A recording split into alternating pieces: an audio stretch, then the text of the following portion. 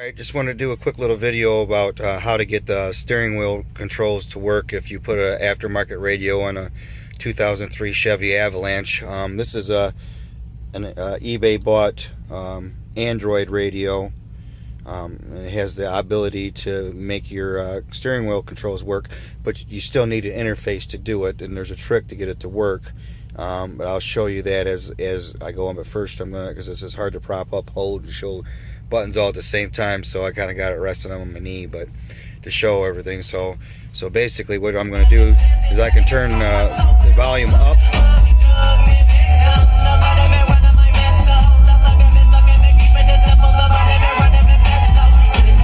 Turn it down. So that's turning it down. If I want to change a track, I can change the track.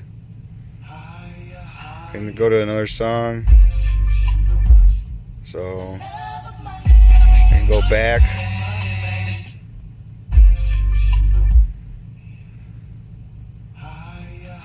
Just by pushing the button. So there's that. And I guess I can go back here and turn it back up.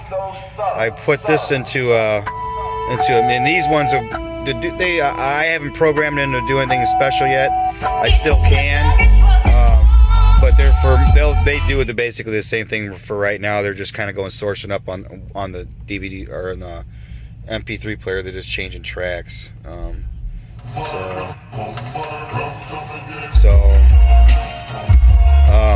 those will work. And then I got the mute button. I hooked up to what would have been my OnStar, because I'd never used it anyway. So I went ahead and used the button to make a mute on the stereo. So now if I need to mute the stereo real quick, it's that button right there.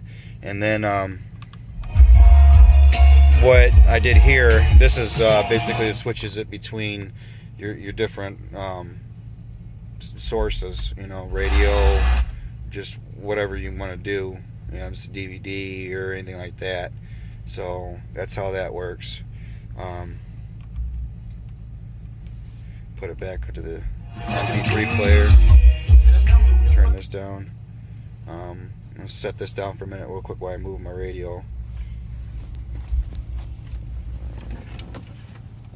To be able to explain this. Alright, on the back of this, what I had to use is, I used this from an old car I had.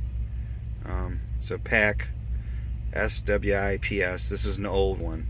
They make newer ones now. They're a little easier to use. This has got a program button on the side. These ones right here, these buttons or these wires were not used. I only needed 3 wires off this.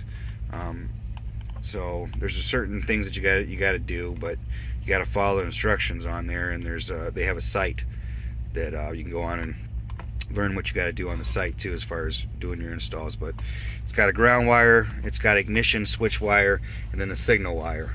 Like I said, I don't got this put back to permanent, which I'm going to work on that next, but I just wanted to kind of do a quick video to show that it works and what you got to do. But underneath this panel right here, there is a light green wire that you got to remove this whole hard metal panel, and right where my finger would be, back in there, there's a light green wire on just before it goes into a terminal. You just basically put a wire tap in there and tap that wire, and then I did that, and I got mine running out into here, and it goes into the green wire of the PAC.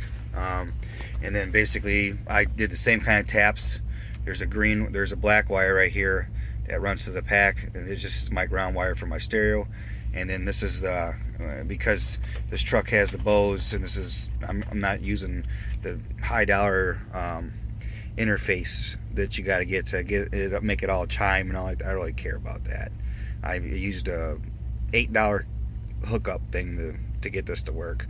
You don't need to spend all the high dollars unless you want your OnStar to work, and unless you really want your doors to chime and all that kind of stuff. I don't really care. So it was annoying anyways, I thought. But anyway, so you got to run basically on these to get them to work. You got to run a jumper to basically a turn on wire. So I just tapped into that jumper because I just wired it up, and this gets tucked all behind. You don't even see it, and it goes into the fuse box, and it can tuck back there. When you put that on, you never see it, but it can go into the fuse box. So, and then lastly, you gotta basically you can go to, there's one of these little, this is kind of like a headphone jack. That's what this one has, and most of these are designed to go in. But these Chinese radios didn't have that. So what I had to do is they got these things called. I don't know if I can. Let me turn the light off. Maybe it might be easier. No, that's not gonna read it. See if I can get it in there so you can see. Basically, it's just too shiny. Basically, that says key 1. This one says key 2. And what I did is just tap those wires into here, in which I still got to solder both sides.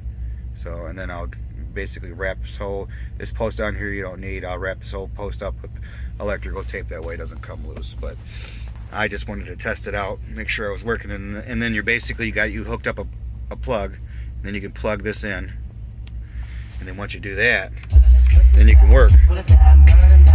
You can turn them up and turn them down. So,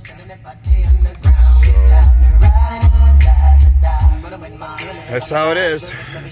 Pretty little entail, but it works. So that's all I cared. Saved myself a bunch of money. This part was just laying in my garage from an old Grand Prix that I had. So you don't ever throw anything like that away. When you sell something or whatever, save on to all your old stuff, because you never know down the road you might have another vehicle you can use it in. Save yourself some money. So that's my video.